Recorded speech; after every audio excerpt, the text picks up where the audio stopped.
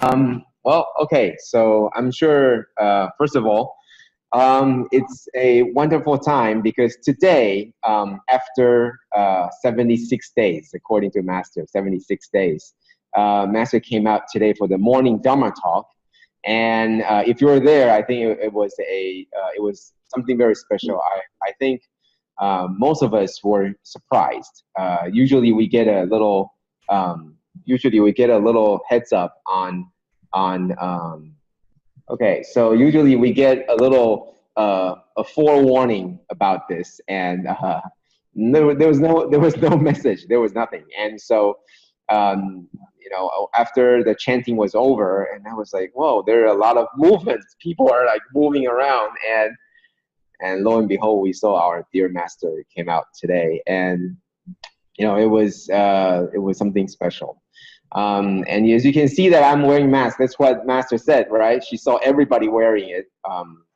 This is to protect you now, so that it's very highly contagious, the influenza. But as we are online, I don't think I will be able to pass it on to you. If I can, I think then this technology is way too wonderful that you can actually get this virus from me.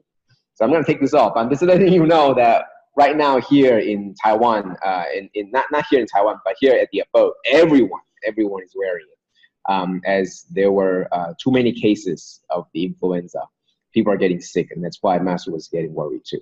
Okay, so we're gonna get into our review, and the review is still about Lotus Sutra from the past week on the reruns. So I'm sure next week we'll get into more of the in-depth about the chapter 20 and chapter 19 and 20, as Master is going to give us more talk. So let's begin. So last week we talked about, we were still in chapter 2, and it was skillful means. And last week there were some key points that we talked about, okay? So that there's only one true vehicle, and we talked about the second and the third. Okay, so we talked about 3 vehicles, and we talked about what they were. And the others were just skillful means, something for us, provincial, something for us to quickly learn, but it's not the ultimate. It's not the end all be all, right? And then we understand that it's a very long journey, and how do we stay true? So skillful means they're talking about the hearers and the salutary realizers, and they were taught in steps, right? We were all taught in steps, right? Buddha first taught us Four Noble Truths, and we were learning in steps. It's just like in Tzu Chi, okay? When you first come in, you do things as a newcomer.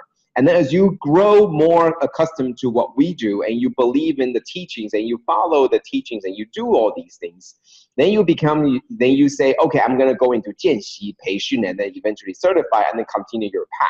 So it's the same idea, right? It's the introductory, and then it goes into elementary, and then you go into something that's more secondary, and then more high level. So it's the same idea, right? Same idea of different steps. And the hearers, they basically hear and understand the teachings, and then they quickly they resort to action, and then they try to figure out how to stop this suffering. Same thing as salutary realizers. They understand where the suffering comes from and how, and then they try to stop it. And that was a dependent origination. But the one true vehicle is actually one true path. And I really think that it's not 3 different things. It's one continuous thing. It's just that you need to stay for the whole time, instead of just picking one part and then you say, that's all I'm going to learn, and then picking the second part and you say, that's all I'm going to learn. One true vehicle actually encompasses all 3. I don't think it's separating like, this is the small, the medium, and large. No, it's not. It's actually one row that includes all 3. And I think that's what Master was trying to tell us too, because Four Noble Truths and the 37 principles of enlightenment, and all these, the 12 dependent originations, they're all things that we need to study, that we need to understand. It's not like these are the things that we put aside because they're sort of the small vehicle. No, it's not. It's something that we have to understand. So same thing. In Bodhisattva path, we have to understand the suffering, seeing the suffering. That's what Master also shares with us. And this morning, she was talking about the Africa the cyclone, the cyclone all over again, right? So the Idai cyclone. And so we need to see the suffering of the life. And that's Four Noble Truth, seeing it, understanding it, and then seeing the origin and understanding how it came from and where it came from.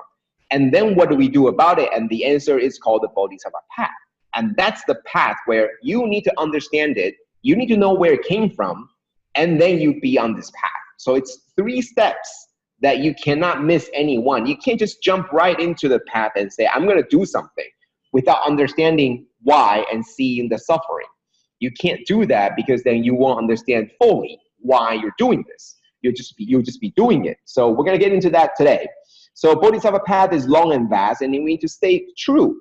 And it's a long journey. It's not just for myself, but it's for everyone. So that's what we talked about last week. Okay, so that's what we talked about last week.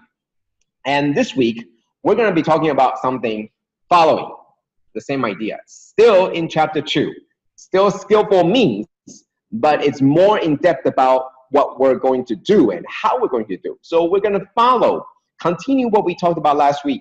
Bodhisattva path is long and vast. It's a very long journey, and it's actually very difficult.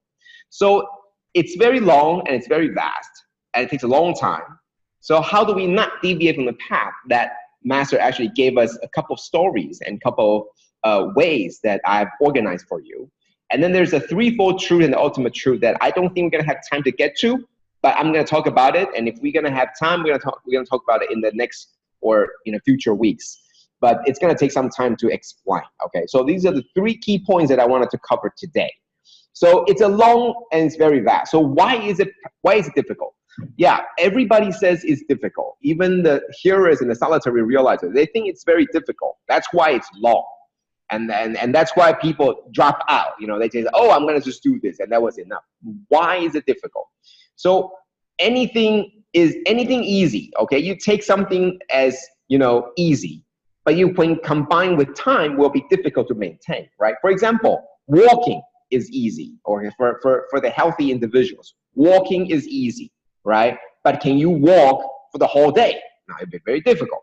Can you walk for 30 minutes every day for 5 years? That would be difficult. But walking 30 minutes is easy. So anything dealing with time expanded to maintain it is difficult. That we know. I think we all know this. But is that it? No, there's more. There's more to the reason why the Bodhisattva path is difficult. There was the question that somebody asked before, helping others. It's our responsibility as a member of the society. Yet, why is there merit for helping someone? Okay, I want to go into this example to see why it's difficult. It's not just about the time. It's not just about the longevity of the time that makes it difficult, but there's also these factors that makes it difficult. For example, when you're helping others, it's actually we're doing something that we are not so used to. We are more used to feeding ourselves. We're more used to helping ourselves or helping other people that we know. We are not used to benefiting others. And this is something that takes a change of mindset. By now, you are already very familiar with helping others. That's why it becomes easy to you. But you should always remember that for someone who is not accustomed to helping others, that is hard. To do something that they're not used to is hard. For someone who doesn't talk often, to ask them to come here and share with everyone, that is hard. Then you do more and more, and then you get used to it. So why is it difficult? Because we're doing something that we are not used to. We are used to feeding ourselves. Then we feed ourselves more than we feed others. We help ourselves more than we help others. We help our own families more than we help people that we don't know. That's what we're used to. When we're doing something we're not used to, it takes time to get used to it. It takes time to get accustomed to it. That's why it's difficult. It takes time. So now that you're in Tzu Chi, maybe for a year, for 2, for 5, for 10, now it seems to be very normal, right? But to the most part of the world, this is not normal. You need to think in their mindset to understand why is it so difficult for them to understand, okay? So that's why it's difficult. Is that it? Not it. It's not all. We have to do something outside of our comfort zone, right? We talked about feeding. That's what we do every day. That's what we do. We feed ourselves, right? We eat, we feed ourselves, we benefit ourselves. You know, when we're cold, we went to put on a coat. That's what we do. Now it's not something what we're used to. We're putting a coat on other people. We giving them blanket, we giving them food, okay? It's not something that we're used to. But there are also things that are outside of our comfort zone. For example, cleaning or doing things that we would otherwise not do. If it's by myself, I would not do this. You know, I'll be just fine with putting things in order, but I would not do all the scrubbing and all these things. But when it comes to helping others, as we see all the time in Malaysia and Taiwan, there are charity cases where the house is a mess. There were rats, rodents, and cockroaches, and all these insects all running around. What do? You go there and you help them sort everything out. When this is on your own, you are not going to do this. Yet, all of a sudden, you join Tzu Chi, and that becomes something that you do, and you're so happy about it. So we have to do something. See, just by helping others, 2 words, helping others. It sounds so straightforward. Oh yeah, of course we should do it. But it's not something that we are used to doing, and sometimes we have to do something that we don't want to do, right? Like faced with all these rodents, right? And you go into this toilet and this bathroom that is absolutely disgusting, but you gotta do it. So we're doing also something that's outside of our comfort zone, yet we do it. That's why Bodhisattva path is difficult. You're on this path, you're not here yet, you're still looking in, and you see people do this, you get discouraged, you get scared, you get afraid. Why? Because it's outside of your comfort zone. You're not used to doing all these cleaning. That's why it's outside of your comfort zone. Yet you do it. That's why it's difficult, okay? So for all those of you that have already get used to it, that have already turned your minds to accepting doing something that you weren't comfortable doing before, now that's because you've been doing this for enough time, for long enough time. But for all the people that are still coming in, for all the people that are, you know, in the first 2 levels, you know, the hearers and the solitary realizers, they are not ready. They are still looking in, and they're thinking, this is outside of my comfort zone. I don't want to do this. That's why it's difficult, okay? More, you have to do something at a time, not to our choosing. What does that mean? Disasters don't happen at a time that you are free. Disasters don't happen at a time that you think is most suitable for you to give your time and give your effort. You have to, it's not of your choosing. Things happen not because you want them to at the perfect timing. So maybe you get a call in the middle of the night. Maybe you get a call when you're the most busy, but you have to do it. You have to, because you already made a vow to do something. That's why it's difficult. For other people looking into this path, they're looking at you and you say, wow, you're devoting your entire weekend to do Tzu Chi. You know, it's difficult, it's hard. I don't want to do this. I still want to have my weekend. That's why it's difficult. For all those of you that have already devoted entirety of your time and life to Tzu Chi, to you this is nothing. But to other people, they think it's very difficult. So I've just outlined, it's very difficult. It's not so simple. For those of you that already got through that period, it might be simple. But for other people looking in, it's not easy, right? And also, not only do you have to do something that you're not used to, that's outside of your comfort zone, that at a time that it's not your choosing, but you might have to do something for someone that you do not like. That is why the Bodhisattva path is difficult. Regardless of time, regardless of whom, we've got to help them. And helping them, we will. And that is why it's difficult. Somebody wronged you, you will still help them. Somebody upset you, you will still come back to help them. And that's without any reason, just because it's our job. It's just because that's the Bodhisattva way. Okay? So that is why it is so difficult. The path itself, it wasn't supposed to be easy. It's not just about how long it is. Even for you to do this for one day, it's already difficult. Now you got to multiply this through years and years and years, continue this lifetime, next lifetime, and the lifetime after that. That makes it even more difficult. And that's why it is very difficult. So the question is, if it's so difficult, how do we not deviate from the path? It's so difficult to help someone we don't like. It's so difficult to take your own time out to do this. It's so difficult to do things that's outside of the comfort zone. So why do it, and how do we maintain it becomes a very important answer, becomes a very important question. So Master in the past few days taught us, all we do, Buddha's teaching for us is all about follow the teachings. And how do we do that? We do everything that Buddha did. We follow him in his teaching and we do what he did. 3 things that we can do, that I've organized it, that I broke it down for you. 1, great cause. What does that mean? Buddha came to the world to teach us the true wondrous Dharma that is intrinsic to us. We all have it. We have this Buddha nature all along in ourselves. That's what Buddha said. And that's what Buddha was trying to do, is to recover, uncover, rediscover this Buddha nature within all of us. And so Buddha was very selfless and fearless in teaching this Dharma, in helping us to uncover the intrinsic Buddha nature that we already have. And how was he selfless and fearless? These are the things. Buddha is not the only one. He knew at the very first moment that he was enlightened, that every sentient beings have the same thing that he has. The only difference being that he has uncovered that. He was enlightened. Everyone else was still covered with affliction. But we all have it.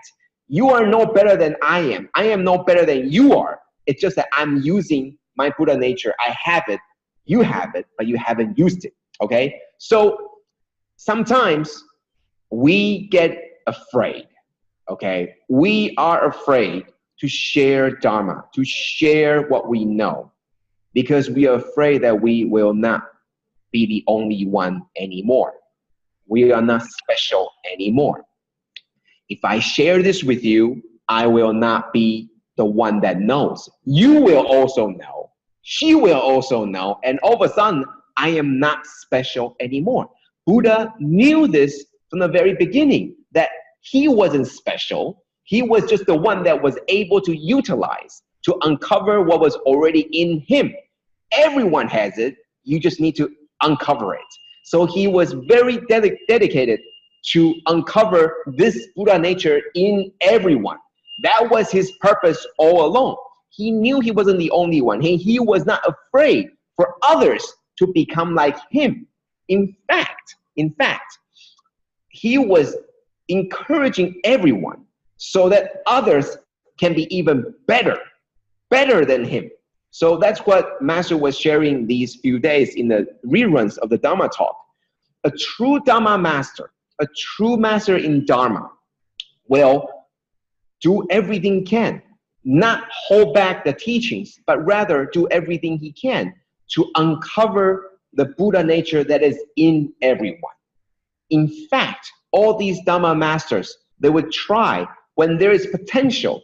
You should be better than me, and I will be there to help you complete your journey so you become fully potential. You reach your potential much higher than me. That's what everyone was trying to do. Yet in our society, in our ordinary beings, our lives, we're not like that, right? Sometimes I get a message about a particular good opportunity, right? To go to the Jing hall to do something.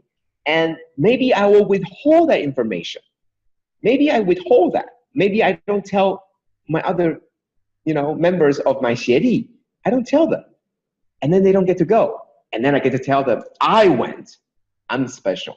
Okay, so this is something that happens because we're not selfless enough. That we're on this path already, but sometimes we deviate. And then we think, I want to be special. I want to be the only one. I want to be the very few, one of the few that knew this. Not you. Okay, so that's why it's hard. And Buddha showing that selflessness and fearlessness, in showing you that we should be selfless in giving out Dharma, in sharing what you know. And so maybe others will be better than us. That's even better, okay? So second one is be aware. Be aware of yourself. Beware of yourself, what you're thinking. And there was a story of Ananda and Vagisha. So this is the story that I think was very, very important, okay? So this is a story where Master shared about Ananda and this other practitioner, Vagisha. They're just walking along the way. And there was a lady that was very, very good looking. And so this other practitioner, Vagisha, just looked at her and was entranced. And he was immediately taken apart, and it was immediately taken by this lady. So his eyesight followed the lady, right? And after a while, he returned to his senses, and he thought, I'm a practitioner. How come I'm still bounded by such sexual desires, by these desires in my mind? I'm so clouded, right? So what happened? Okay, so this is deviation, right? The path is supposed to be clean, clear, and pure. But what happened? So he was very remorseful. He was thinking, how can this be? I'm already a practitioner under Buddha's teaching, yet I'm still so easily. There was one person and my mind was already off. I lost my mind for brief moments. So he said to himself, he vowed himself to rather die in order to guard the wisdom life. He valued the wisdom life so much more than his material life that he would rather die to safeguard it. But he was very worried. He said, how can I be like this? I'm a practitioner already, right? So he asked Ananda how to always maintain the wisdom life. And so Ananda told him that the fact that you immediately woke up and you realized what you had just done, that you lost yourself in the desire, and you woke up right away, that means you still have wisdom. It's still within yourself, but you are lost. Okay, so it's a deviation comes at these very moments that you don't have your guards up all the time. That is why Master says, be mindful every day, every time, because you have to be mindful. Otherwise, at any moment, these afflictions will come out right away. You need to be aware of yourself to know that these desires and these afflictions come up, and then quickly change that. So Ananda says, so Master says, more importantly, when you are aware, you need to always refocus, figure out a way and remember the teachings so that it helps you refocus and bring you back to the pure path, okay? And not only that, but you need to have virtuous friends to help you in times of need, like Ananda to Vagisha, to be able to help him and say, hey, do not worry, but this is what we need to do. So we need to always have somebody to help us. And that is why the Bodhisattva path is not lonely. It's not supposed to be walked alone. You need people next to you to help you reflect the things that you might not see. It's almost like you have your eyes, but you cannot see your face. You need a mirror to see your face. You need someone else to point it out to you. Hey, your hair is getting longer. Hey, you need to tidy up your hair, etc. You need somebody's help. Same thing on this path. You needed that too. Okay, so there are all these stories, and that's what Master talked about in the past week. There are many things that will detract us from the path, and these are the things that we need to always be mindful of. Always be mindful of the afflictions, and then observe yourself to quickly come back, and then know how to not let it happen again. Okay, so these are the things that it's a very long path, and I'm gonna go very quickly review. It's a very long path because we're doing things that we're not used to. We're doing things outside of our comfort zone. We're doing things at a time that it's not our choosing, and we're doing things for people that we might not like. Yet, we do them. Yet, we help them. Yet, we walk on this path, regardless of all these things that we do not like, we're not comfortable with, we're doing for people that we do not like, and we're doing at a time that that's not our choosing. Regardless of why, we're still doing this, and that's why it's a difficult path. even though it's so difficult, we need to maintain this path always. So I'm going to skip over the threefold truth. They are emptiness, elusive, illusory, and middle way. The three things in the ultimate path. I'm going to skip over that. Instead, I'm going to go into the QA. So there's a question here. Why are people still sticking to superstitious beliefs despite much talks made on the real meaning? So in the past, yesterday was the first day in lunar month August. So the entire lunar month July was over. And July used to be called the ghost month, right? Now it's called the auspicious month, okay? So despite all these talks and all these efforts made on the real meaning behind this month of filial piety and auspiciousness, people are still superstitious. Why? Okay, sadly, this includes younger generation, and people keep burning lots of offering, paper money, etc. So I wanted to reflect to you here is that, yes, it's true. There are going to be people that are very, very difficult for you to turn, for you to help them. And that's precisely the reason. I explained today the difficulties on the Bodhisattva path. Especially for a lot of you, you're thinking, this is not difficult at all. That's true. But for other people that are outside this path looking in, they think it's very difficult. Same thing. For the people that have the superstitious beliefs, I think a lot of times they are encountered with things that they cannot explain. They're powerless to face. For example, a sickness or illness in the family, a death in the family, or things that they don't know how to deal with.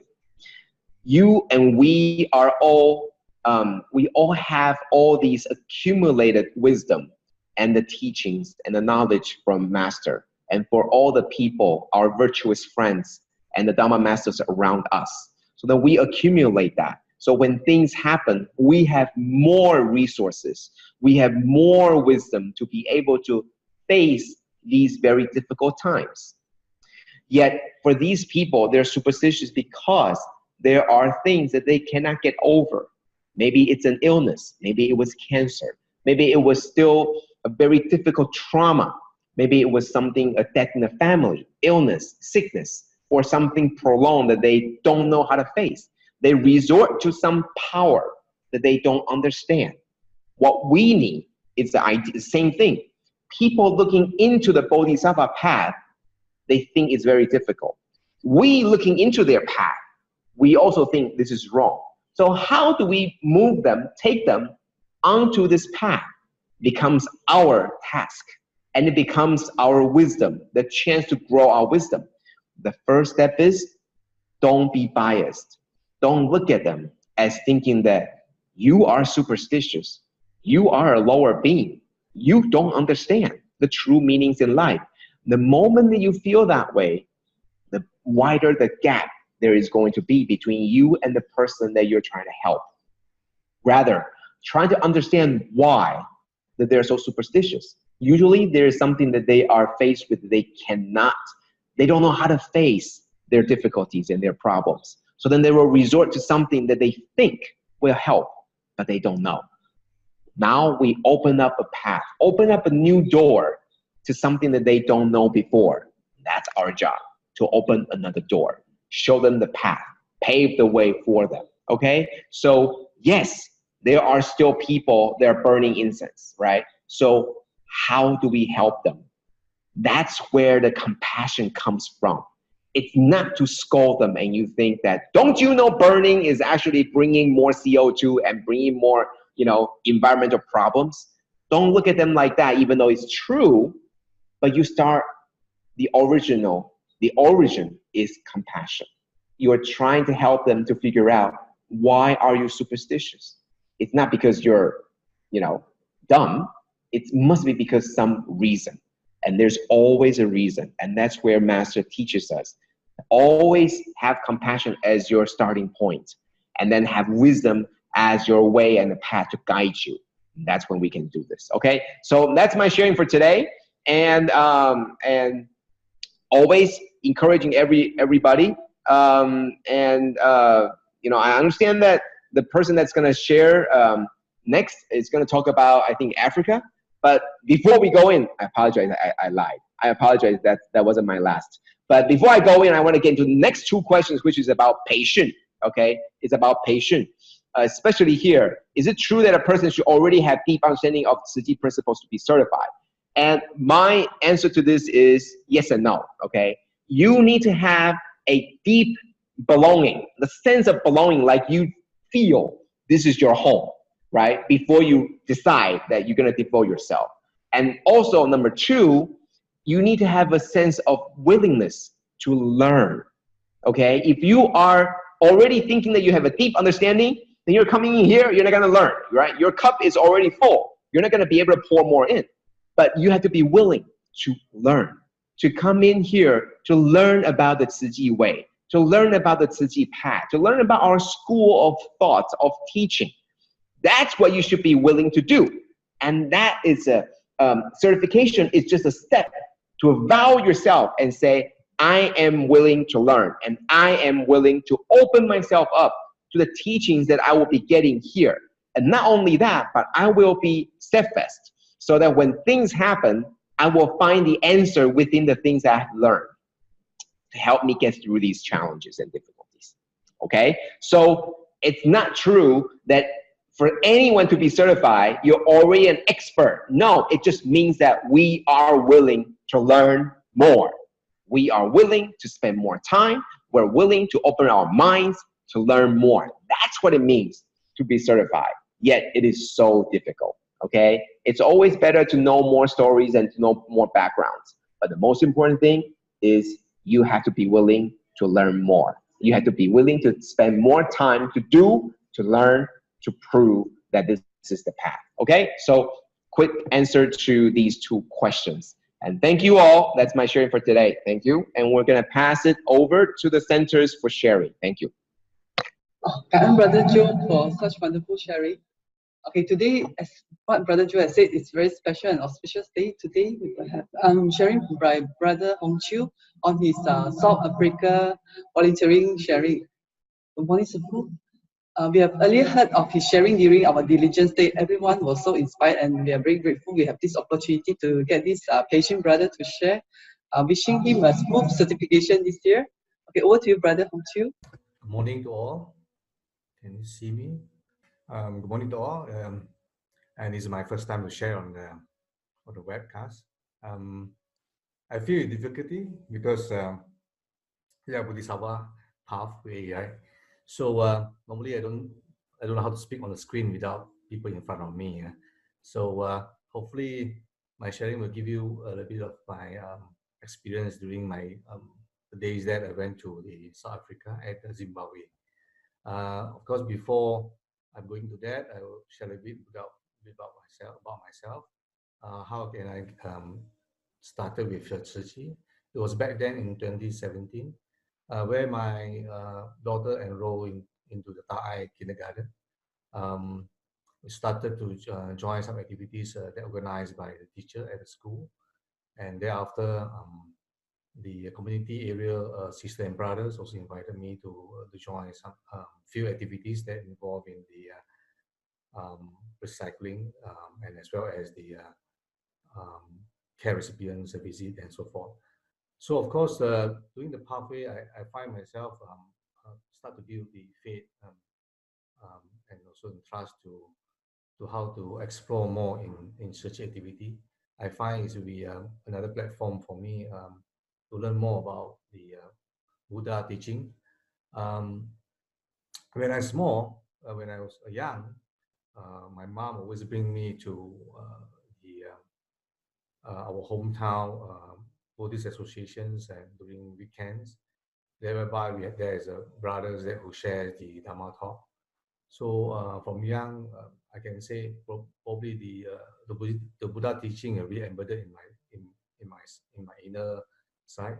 And right after when I leave schools and until I think back in most of time when I grow up and work, the only time we visit the temple of Buddhist association is during the Vesak day. That's where you go and to hopefully to get some blessing from the Buddha. But anyway, since back in 2017, I find the attending the Master Wisdom at Dawn, that give me a lot of inspiration and also a lot of understanding about um, the the Buddhist path, and of course, what else I can do, uh, because in this life it's not only just to me it's not only just making money and also families. I believe there's also next things to do is basically to see how to help the people that who need. So we started the uh, the relief missions. Started in Penang. There's one place in northern side of Malaysia where we do the cash card distributions at Penang flood relief, and thereafter I joined Nepal, Pakistan, Cambodia, Turkey, Myanmar, and Zimbabwe, the last one. I find it was so special when the first time when I went to the Penang cash card distributions, I see some sharings from the brothers, and I thought to myself, what if one day I also can join the international relief?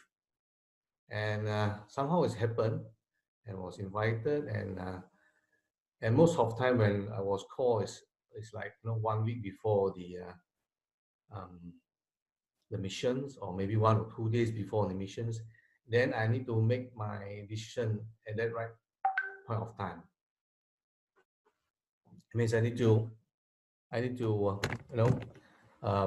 within a day to decide. Yes, you will make it. You need to arrange your current task, or maybe your work in the later week, appointments and so forth. How to make yourself available for the missions, and that really give me a hard decision. And during the invitation given through to me, and for me, I find I will not give way, but I will just commit and and arrange accordingly to make sure myself available for the missions that I have committed. So and of course, for the past few missions that I went through, I find the international relief missions done by Tzu Chi was so organized, um, uh, and um, and all done in timeliness. That means we act very fast, and we bring the need items, the relief items to the respective people that who need it on time, and of course we hand over to them directly. And of course, the worst first, our priority is giving to those who's most needed, and at the place that having the disaster. Of course, when we hand out to them, also with the respect way, we bow and we hand over to them. There's something a lot of difference from the past that I've seen some of the charity group how they organize, and of course it had to be practical. Practical means here I can see the item that we prepare is the item that they really need it, and there's a lot of survey done before the relief missions that done by some of the brothers and sisters to ensure the recipients will receive the item that we really need for. So this is how I believe. This is how Tzu Chi brother and sister, how they spend their time, how they put in the effort, how they really give a deep thought of the people that who need it when the disaster arrive, okay, and after. So that's why I find this one of Jing's aphorism, whereby making vows without taking any action is it's like plotting a field without planting any seeds. So there is no harvest to reap. This is letting opportunity pass us by. So to me, when the opportunity given as like the international missions, that's why I do not give way. So I always commit to it and join most of the, I think all of the invitation that given to me on the international relief. So a little bit um, understanding about this Cyclone Idai that happened in uh, in March, and then we fly out in April actually. So the Cyclone Idai actually hit the place twice. If and you can see there's Harare, where is the capital city of the Zimbabwe. So the Cyclone Idai basically come into the Mozambique and then Malawi, it going out, and then again it come back to Harare, towards to Zimbabwe. So the same location in the place that we went, the most serious area that was wiped out by the Cyclone Idai at the Chimanimani area in Zimbabwe. Of course, for us, when I received the call from KL Jingzi office, it's like 2 days before that we need to fly out to Zimbabwe.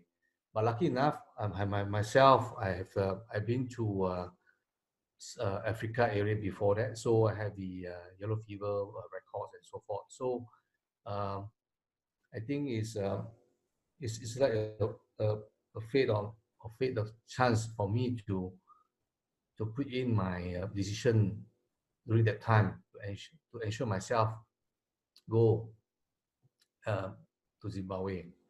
So when we are there, actually we visited a few of the location that was affected by the Cyclone Idai, and you can see the houses was actually this is the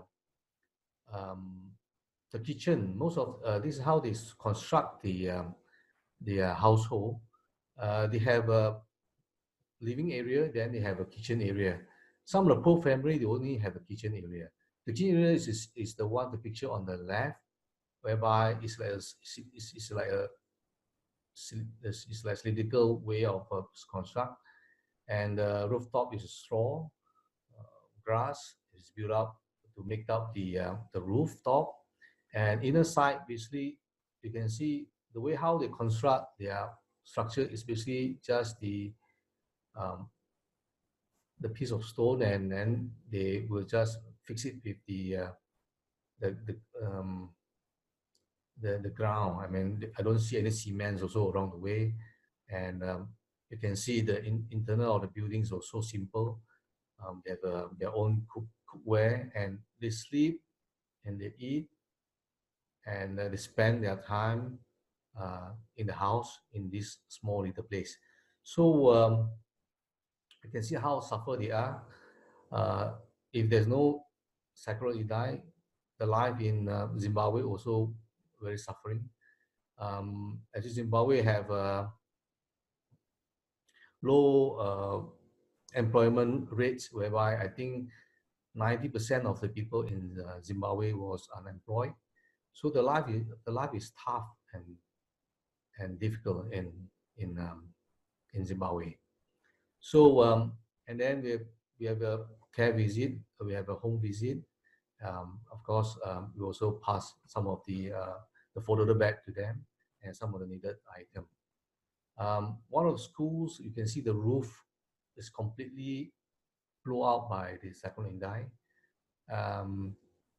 and the children have to stop schooling. I think for almost a month by the time we are there. We were there in on the 8th of April. And then before that, brother Danny and Raymond, it was much more earlier to do the survey and to see the right location, and also to get the right item that is truly needed by the locals. And then that's where we arrived. Then straight we go to the area where is badly affected by the Cyclone Idai. So and then you can see during the flood happens in so fast in overnight. It washed down the whole village, the cars and so forth. It was like falling apart. And when the next day is it's another shining day, but the people surrounding was so surprised, and they don't even know when it was there. One of the villagers told us they just above there's a there's adjacent village that nearby to the incident. The whole village the night before that everybody is meeting each other, and then the next day they see the whole village was gone.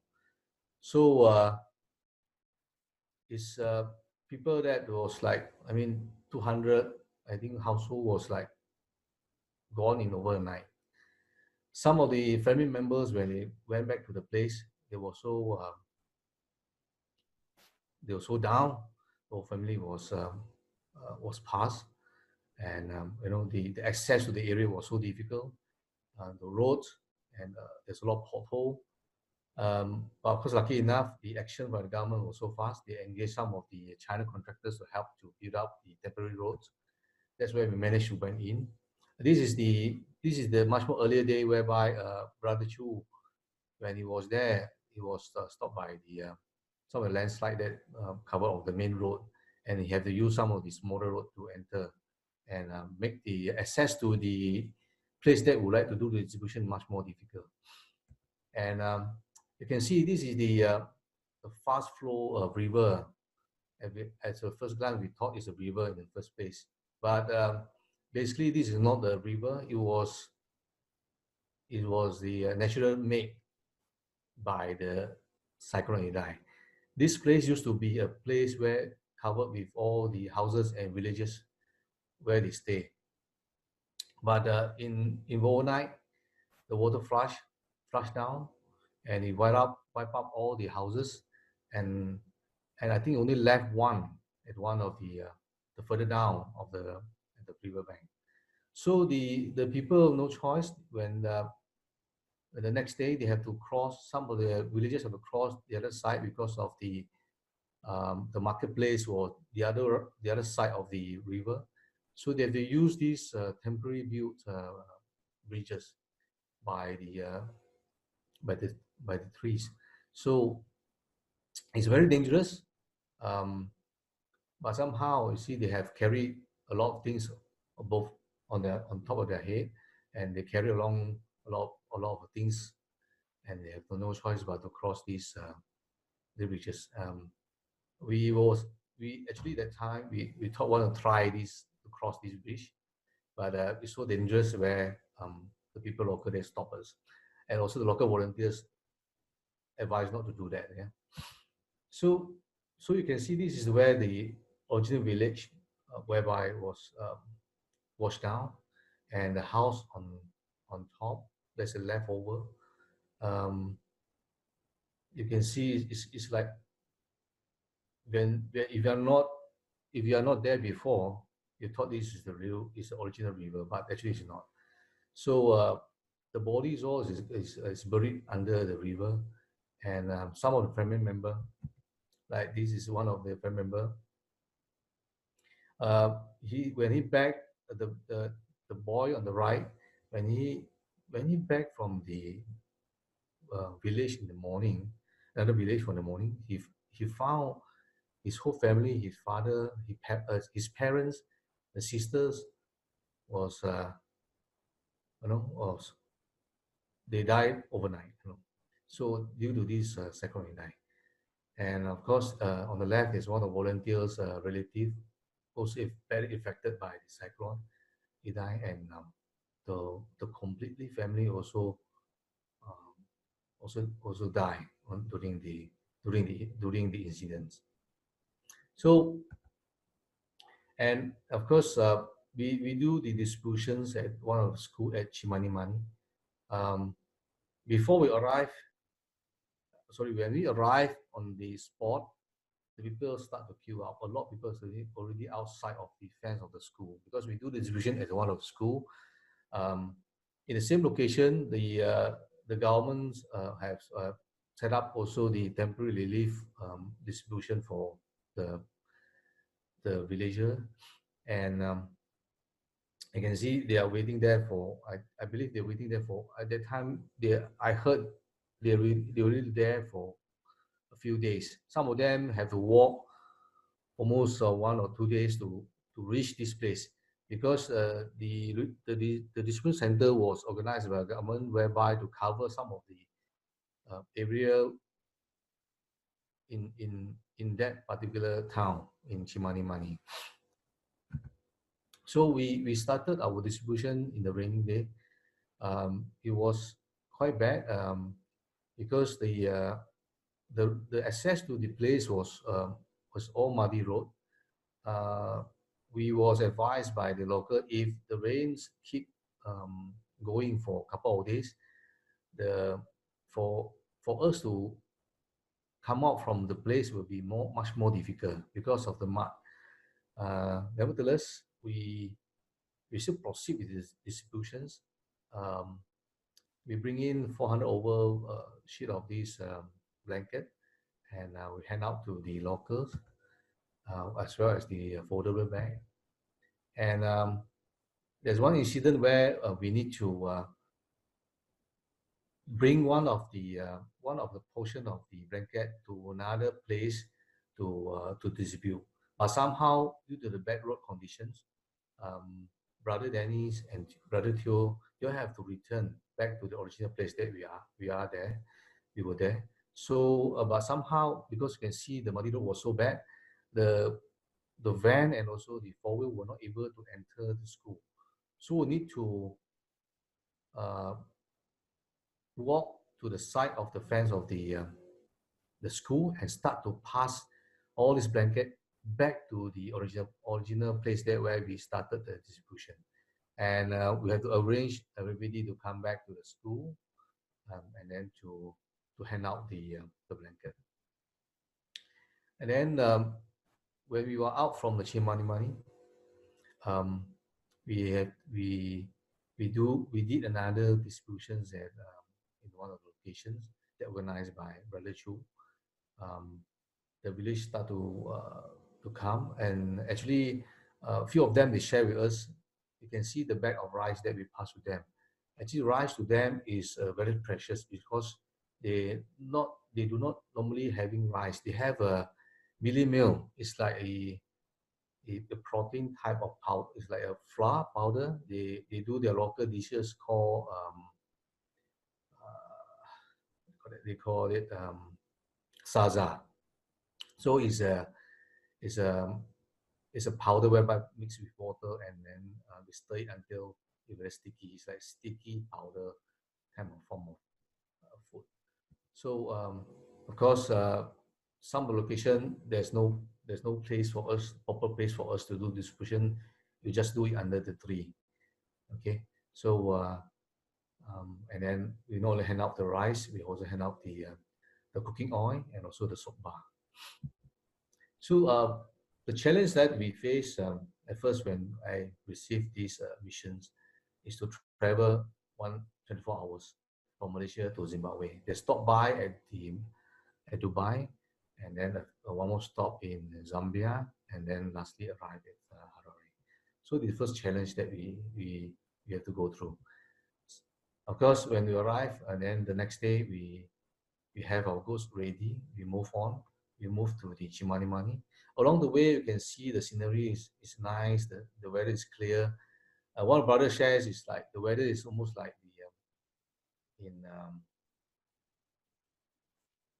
in Australia, he told us. So the road is nice and straight. And then when you enter close to the villages, you start to go to the muddy roads. And all these stone and mud roads is like 4 to 6 hours on top of it before you reach the place. So the challenge tree that you can see whereby is not the toilet. I mean, you have to access to the place.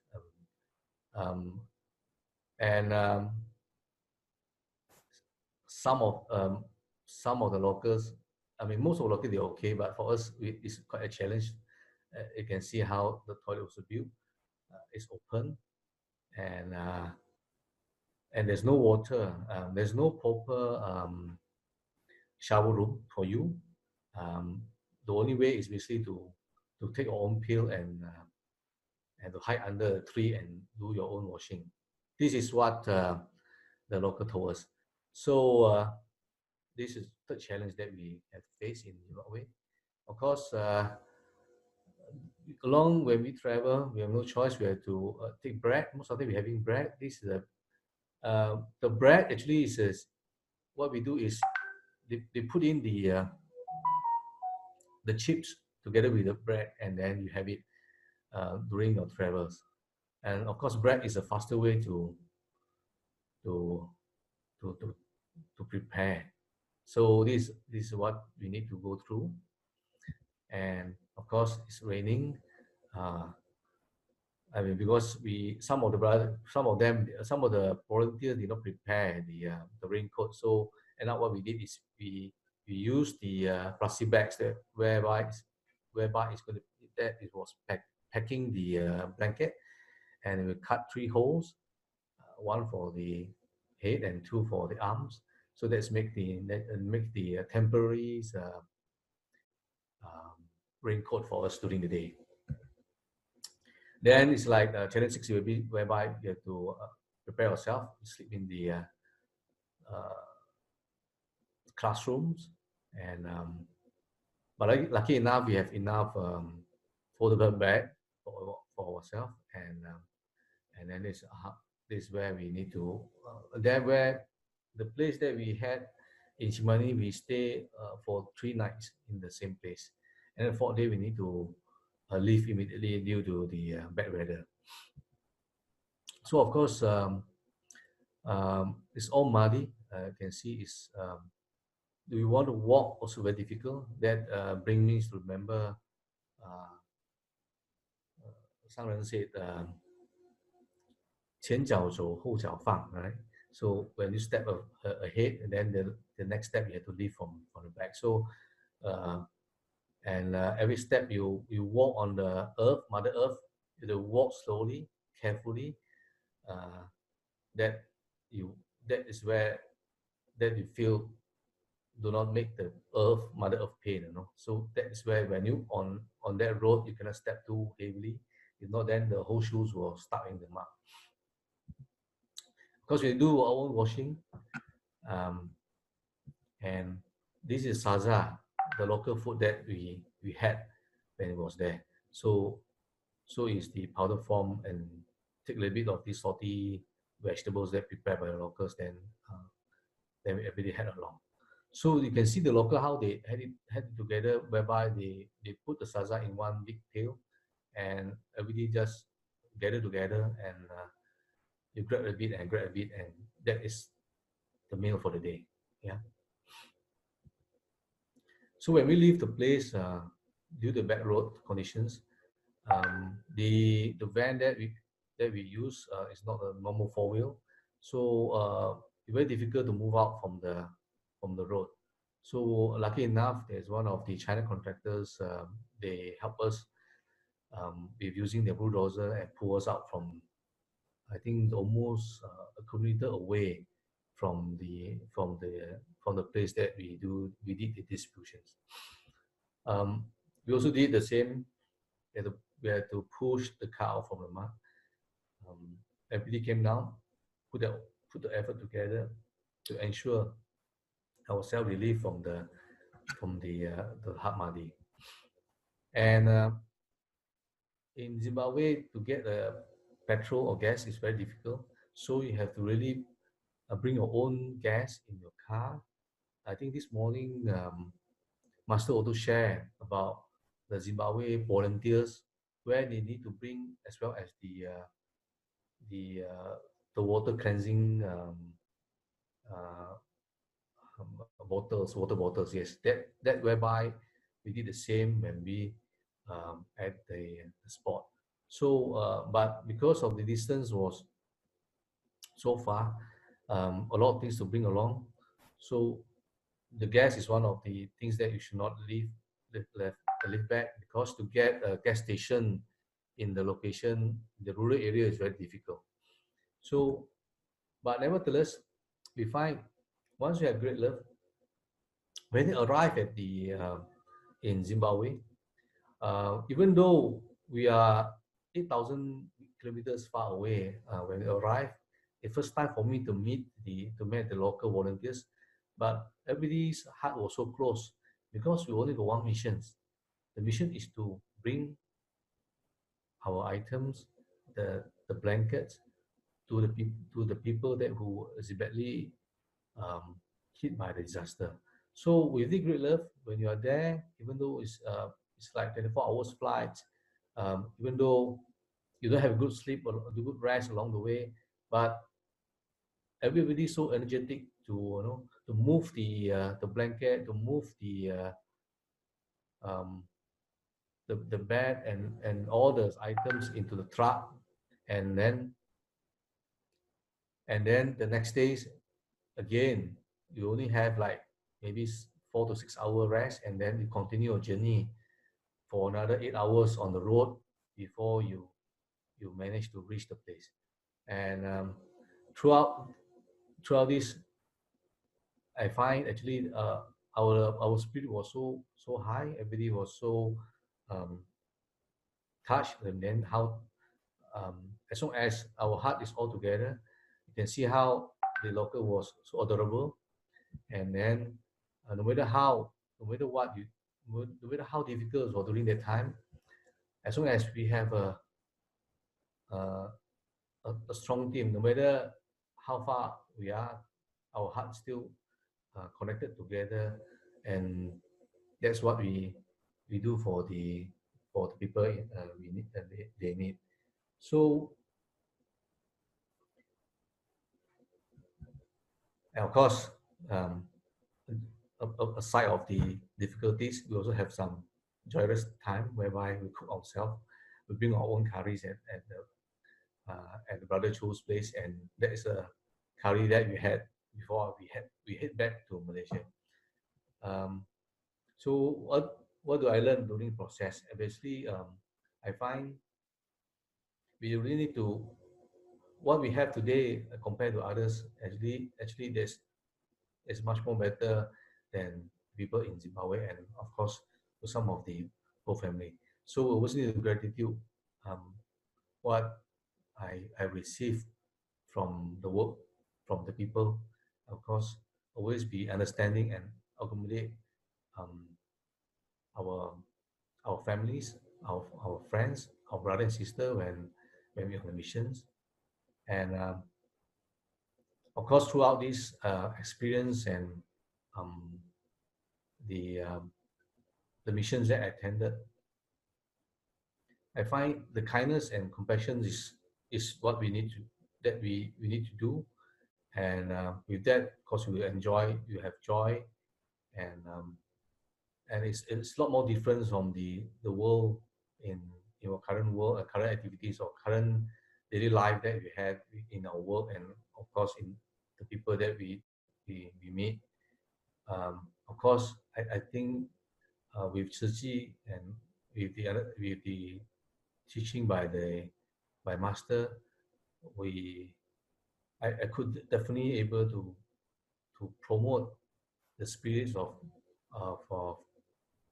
what I learned from Tzu Chi among my friends and my family. So I'm also, of course, I strongly believe what was done past is dictate the present, and what is done in the present determines the future. So it's a karma effect that I always believe, and I wish everybody a good evening, and thank you very much. That's end my sharing today. Okay, good morning, everyone. First of all, thanks for Brother Yihong sharing about her trip, her journey, a Bodhisattva path to bring the great love from Malaysia to Zimbabwe and to help those relief efforts to eliminate their suffering or, like spreading great love of seed in their heart. And actually, in the Sutra of the Eight Great Bodhisattva Awakening Sutra, the Eighth Great Awakening Sutra, Badaran Jing. Actually, the first awakening given teaching by the Buddha is already remind us that the world is impermanent and the country is fragile, and also our body is the source of pain and ultimately empty, and so on. So I think this is like what the master, our Sangren, always remind us as a disciple is to keep preaching and share the news that she heard from all around the country, from the volunteer, about we should bear in mind that the causes and the effect that we have done, and so that we have to be awakened. So it's back to the brother Ihon sharing just now. Actually, he showed us a lot of photo, and which is from the photo that showed to me is like it give me a very deep impression. Is about they are stepped on the very muddy soil, and with their white shirts, and so it's already get mud and dirty. But I remember Master did say that it seems like I mean we Bodhisattva. Sorry, just okay. So Master say, let me share what Master give us the teaching last 2-3 months ago. And she say our Tzu Chi volunteers the compassionate while in carrying out of the relief effort. The ground was covered with sandy soil. When it was wet, it was muddy. When it was dry, countless footprints could be seen on the sandy soil. Those footsteps were left by volunteers, just like you guys, and they looked like a lotus flower, and the relief efforts were truly touching. And Master said, hope in the future, and we can able to transform the life of people in Africa, and so that we can bring blessing to them.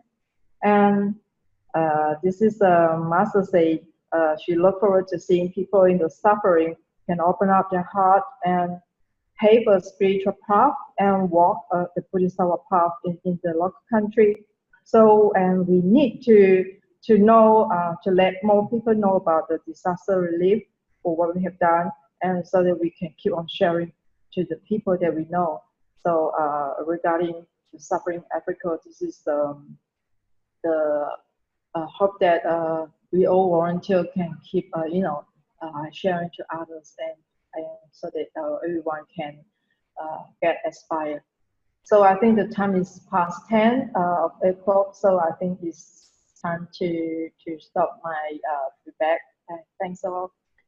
Okay, thank you. And is it passed back to Sister Tzu Chi for ending up the sharing? Thank you.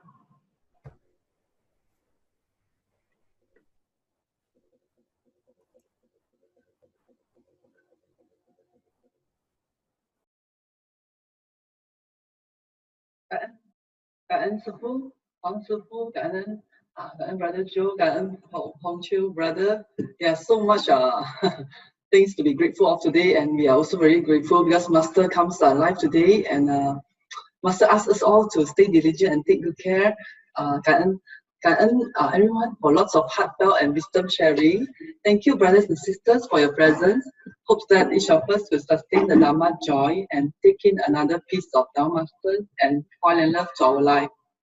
Let us please make 3 bows to the Buddha and Dharma Master as we depart to apply these teachings in our daily life. Let us pay our respects to our teachers of life, universal truth. Bows together. First bow. Second bow. Third bow. And about our beloved Skillful, Skillful, Master who could join us today. Thank you. Okay, bye-bye. Bye-bye. Everyone.